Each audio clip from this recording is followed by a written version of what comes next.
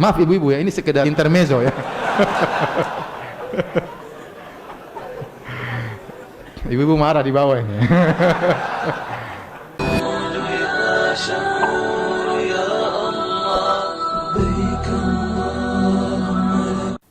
Ayat ini menjelaskan, ya ayyuhalladzina amanu inna min azwajikum wa auladikum aduwwan lakum fahdharuhum. Wahai orang beriman, sungguhnya sebagian istri kalian, sebagian anak kalian adalah musuh bagi kalian.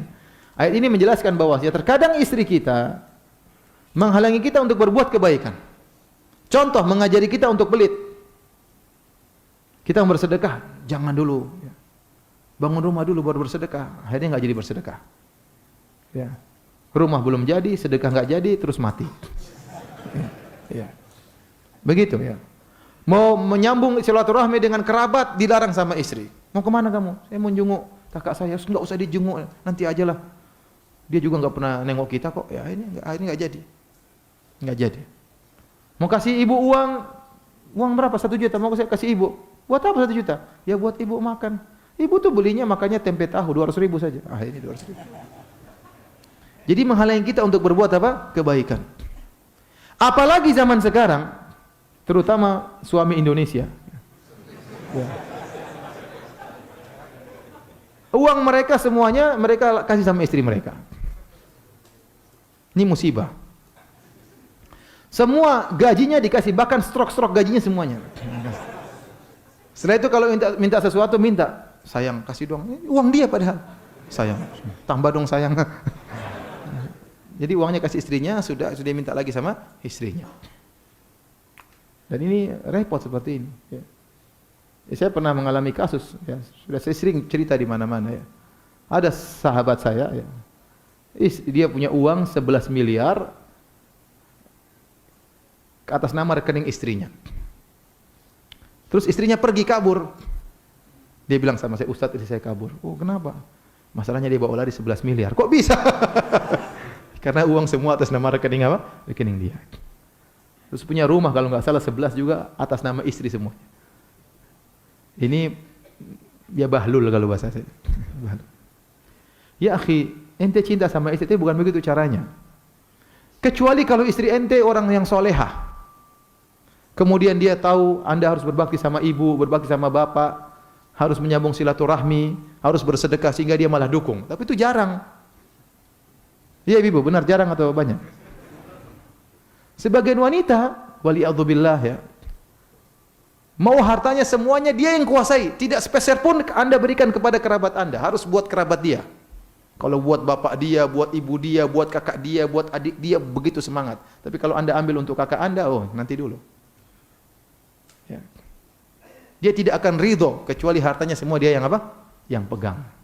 Walan tardo angkal yahudu walan nasara. Ya. Tidak akan ridho Yahudi dan Nasrani hatta tattabi'a millatakum, sampai kalian mengikuti apa? Agama mereka. Sebagian wanita tidak akan ridho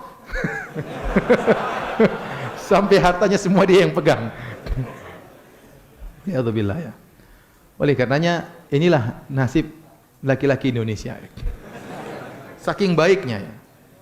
Teman-teman saya di Arab Saudi tidak ada yang begitu. Tidak ada yang begitu. Istrinya tidak ada pegang duit dia. Pokoknya dikasih makan, belikan baju, belikan emas, belikan mobil, selesai. Dengan demikian dia bisa kawin lagi. Kalau antum semua duit kasih istri, mustahil kawin lagi. Maaf ibu-ibu ya, ini sekedar intermezzo ya. Ibu-ibu marah di bawah ini. Tapi saya bilang begitulah, itu kenapa saking baiknya suami-suami Indonesia. Saya nggak tahu saking baik itu saking bahlulnya, saya nggak tahu. Tetapi demikianlah kenyataan. Maka saya katakan kepada para wanita, kalau Anda diamanahi uang dari suami, maka jangan menghalangi suami dari kebaikan.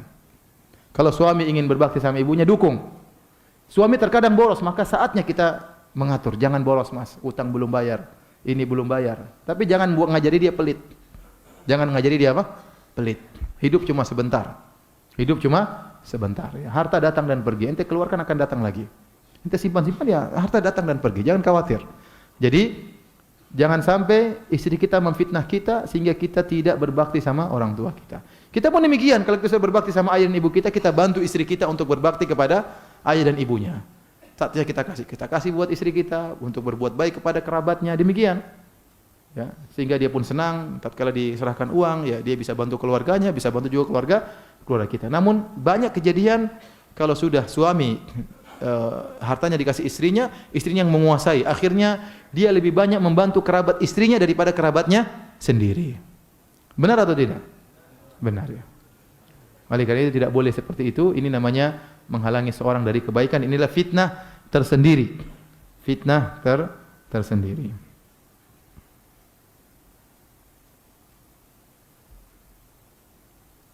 Namun jika seorang laki diberi rezeki istri yang solehah, masya Allah ya, istri yang solehah, yang mendukung dia untuk bersedekah, mendukung dia untuk menuntut ilmu, menegur dia kalau dia malah sholat berjamaah, dibangunkan, ayo mas sholat berjamaah, ini luar biasa.